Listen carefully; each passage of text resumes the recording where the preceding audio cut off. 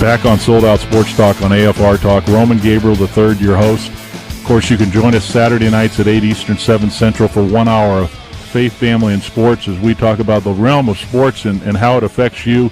And we got so much going on between college football, getting ready for the bowl season. We got the NFL playoffs starting to come into form. We've got so much. This is such an exciting time in sports, of course, with the NBA starting soon. We got college basketball in full-fledged. It's going to be a great Christmas season, and I hope you and yours have a great one as well. If you want to reach us here, of course, you can do it on Facebook at Sold Out, 2 words, Twitter, Sold Out 41, or you can listen to our show streaming at afr.net or on AFR Talk app, which is for your iPad or your iPhone.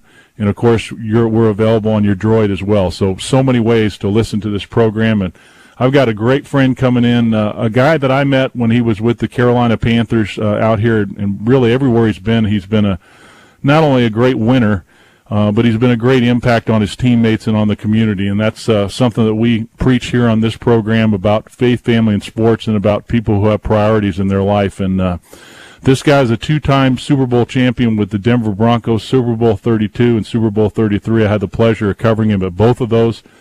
And he also has had a great career with the Buffalo Bills on a championship team there, with the Chargers and AFC West championship, blocking for the Rams and Jerome Bettis at that time. But he's probably most well-known for his Denver Bronco career, blocking for Terrell Davis, one of the great running backs of all time. And, of course, this guy considered to be one of the best fullbacks in NFL history, and played at the University of Illinois. He's now working with the Big Ten Network, covering the Big Ten, and he also has his own radio show on ESPN where he covers the NFL. But, man, you could go a long way with this guy. Howard Griffith, our guest, and Howard, great to have you in tonight. Thanks for having me. I appreciate it. Man, I tell you what, last time I saw you was, you were celebrating a world championship back in 98 over the Atlanta Falcons with the Broncos, and I know that the Denver Broncos have a lot of team spirit. I've talked to a lot of the Broncos this year. Of course, the whole turnaround with Tim Tebow and that great defense playing well. It's got to be exciting to see the Broncos doing well again. Without a question. I think the Broncos are playing well, particularly on the defensive side of the football. Obviously, they're winning a little unconventionally as far as the offensive play is concerned with Tim Tebow. But the one thing that I've always known when I've watched Tebow play is the kid has passion. The kid's a winner, and he's grounded and knows exactly who he is. And people say whether or not he can be a great quarterback in the National Football League. I think the reality is he's winning football games, and I think that's what's important. They're just doing it unconventionally, and that's a defense right now that's playing really well in Denver.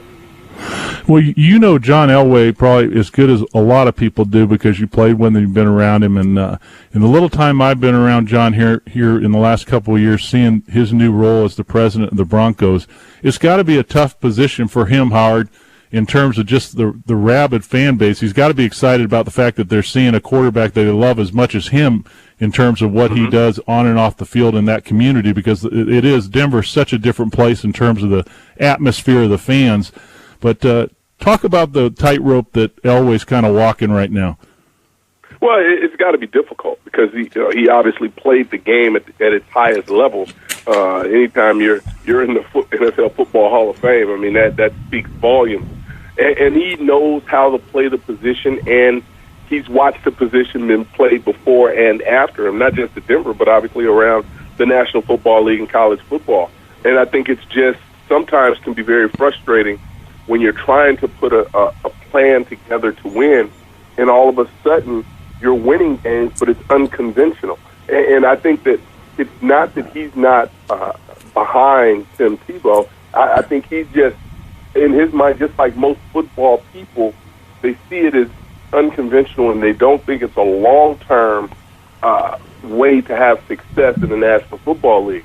Who knows? Tebow might surprise us all, and maybe this is just a different way to win. But I think when you look around and you understand the system that they're running right now, a lot of things have to stay going in the right direction, including Tim Tebow having to stay healthy, because who's going to be able to run that as a backup, run that particular offense that they have going when he's in the game? Former 2-time Super Bowl champion Denver Broncos Howard Griffith is our guest, and of course he's with.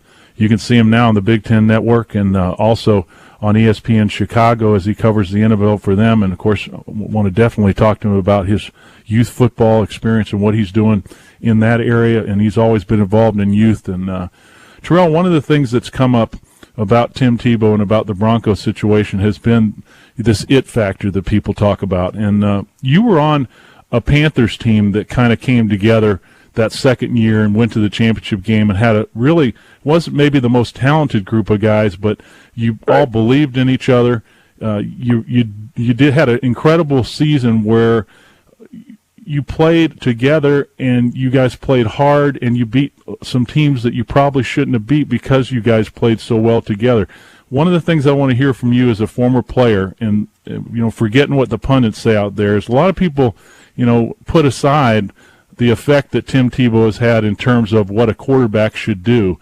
They talk about these factors of his leadership, his ability to play under pressure and win when the game's on the line. How much do those it factors they've been talking about, or those intangibles, mean to a guy like yourself and the rest of the team? Well, it means a lot. I think anytime, people have a very difficult time trying to describe what it is.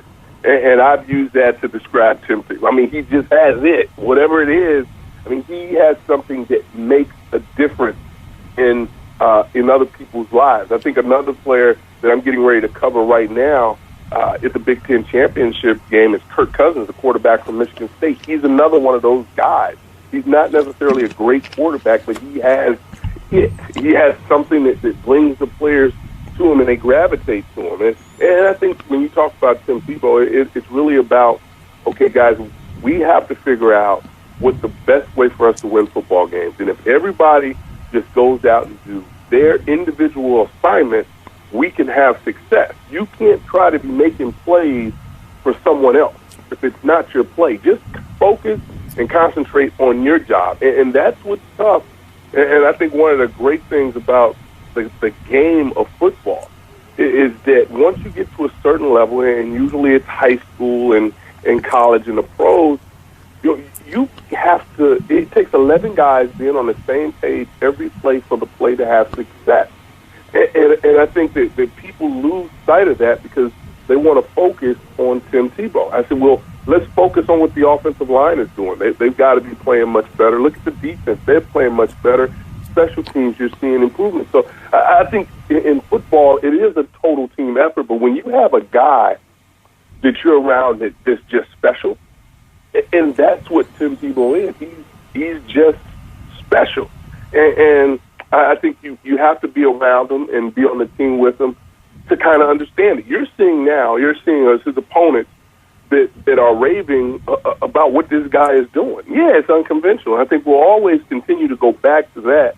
You won't be able to play this way for an extended period of time. But these players are saying this kid's unbelievable. I mean, he's a player. He's winning football games.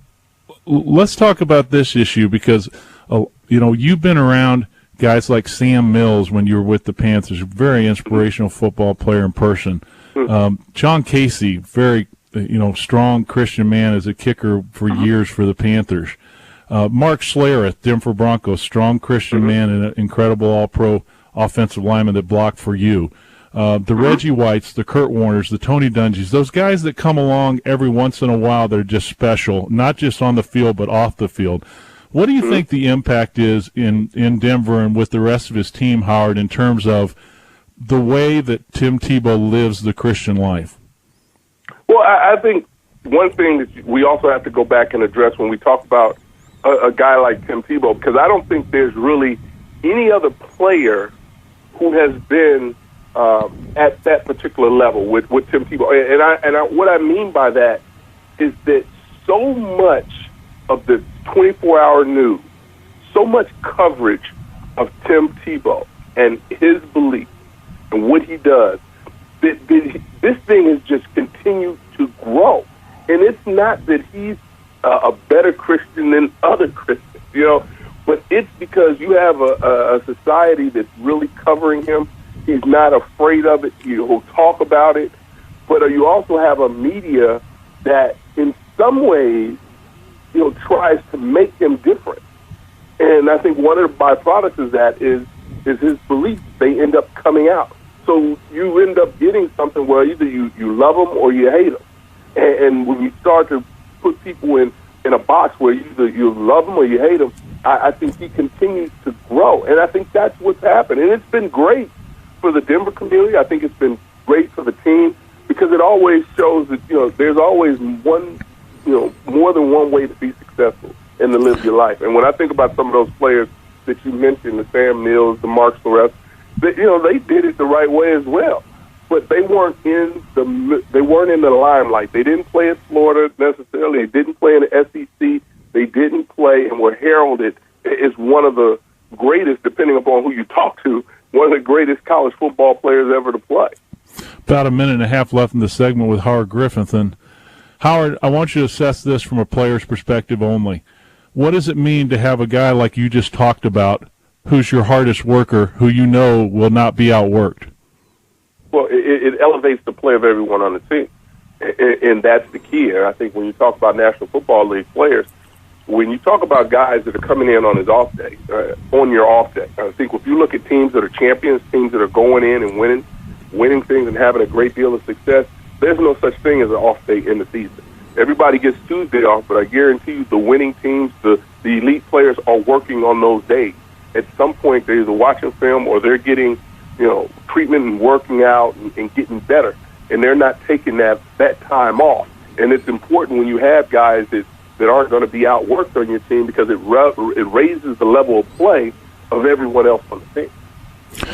Howard Griffith is our guest, and when we come back from the break, we're going to talk to him about what he's doing now, which is Big Ten Network. We got college football. We got a very interesting situation with who's going to be in the national championship, the whole BCS system, the changes in conferences, the head coaches moving around. There's a lot to talk about. When we come back, we'll also visit with Howard about his youth football experience and what he's doing in the community. Of course, that's very important to him. So much going on. When we come back on Sold Out Sports Talk on AFR Talk, and remember, if you want to get this program, say you're going to miss it, and you want somebody to hear it, well, you can do it at afr.net. You can go to our archive very simply and go to Sold Out Sports Talk to hear these shows in their entirety. We've had great guests all year long. Also at AFR Talk, the app at iPhone, just go to AFR Talk, download it for your iPad or your iPhone, and you can hear it on the go, whether you're in your car, whether you're taking your kids to practice, picking up school, whatever you want to do, right here on Sold Out Sports Talk on AFR Talk. When we come back, more from former two-time Super Bowl champion Howard Griffith.